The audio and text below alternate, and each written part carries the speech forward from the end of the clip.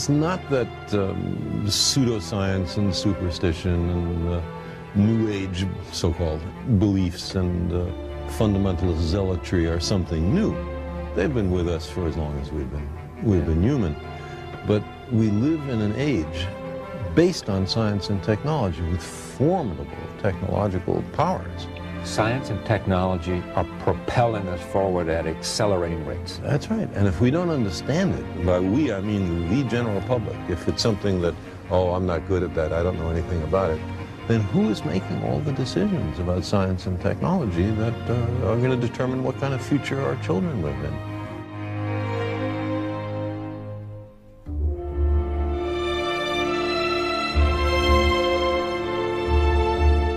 What's the danger of all this? I mean, you know, this is not the thing that... There's two kinds of dangers. One is what I just talked about, that we've arranged a society based on science and technology, in which nobody understands anything about science and technology. And this combustible mixture of ignorance and power, sooner or later, is going to blow up in our faces. And the second reason that I'm worried about this is that science is more than a body of knowledge. It's a way of thinking, a way of skeptically interrogating the universe with a fine understanding of human fallibility. If we are not able to ask skeptical questions, to interrogate those who tell us that something is true, to be skeptical of those in authority, then we're up for grabs for the next charlatan, political or religious, who comes ambling along. It's a thing that Jefferson laid great stress on.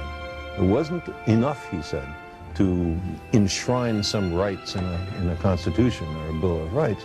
The people had to be educated, and they had to practice their skepticism and their education. Otherwise, we don't run the government. The government runs us.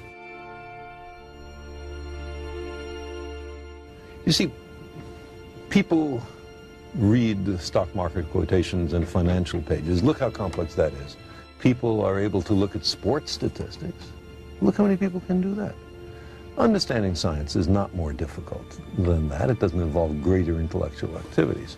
But the thing about science is, first of all, it's after the way the universe really is and not what makes us feel good. And a lot of the competing doctrines are after what feels good and not what's true. There are millions of people who understand science does not prove religion, because religion is faith-based. Let's look a little more deeply into that. What is faith? It is belief in the absence of evidence. Now, I don't propose to tell anybody what to believe, but for me, believing when there's no compelling evidence is a mistake. The idea is to withhold belief until there is compelling evidence. And if the universe does not comply with our predispositions, okay, then we have the wrenching obligation to accommodate to the way the universe really is. So who is more humble?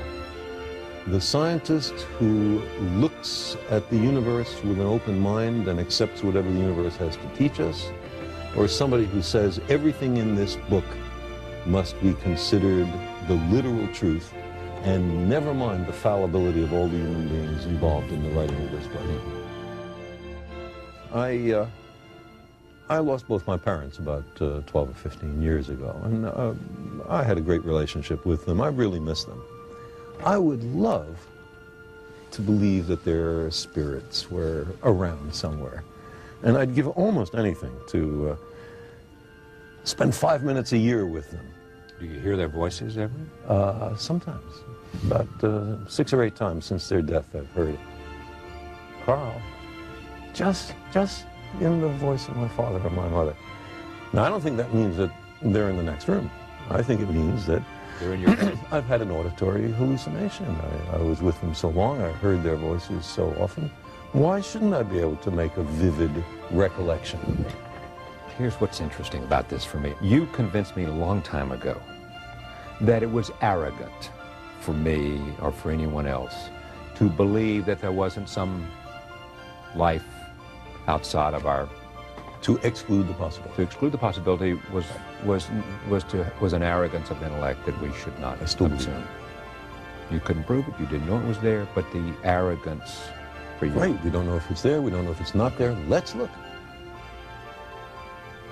And if you take that, why can't you say, there's a lot we don't know? There's a lot of power there that we don't know. There's a lot we don't know.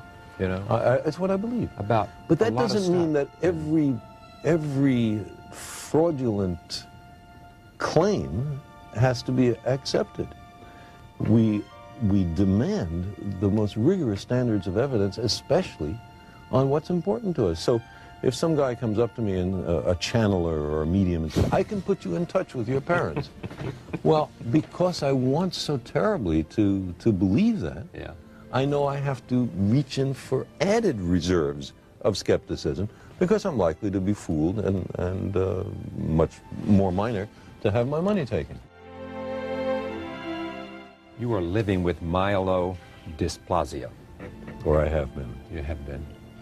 And just share with us, because of your sense of language and your sense of understanding and being reflective and introspective, what do you think about, and what does it do for you to I didn't have any near-death say to you? I didn't have any near-death experiences. I didn't have a religious conversion, but I thought about what it would be like to die. Certainly, and what it would be like for my family, and I didn't much think about what it would be like for me, because I don't think it's likely there's anything that you think about after you're dead. That's it. Huh? Yeah, long dreamless sleep. I'd love to believe the opposite, but I don't know of any evidence. But one thing that it has done is to enhance my sense of appreciation for the beauty of life and of the universe, and the sheer joy of being alive. You had a healthy portion of that before this, but even you, it happens to. Oh, there's no question. Appreciation. No question. Every moment, every inanimate object, to say nothing of the exquisite complexity of living beings. You imagine missing it all, and suddenly it's so much more precious.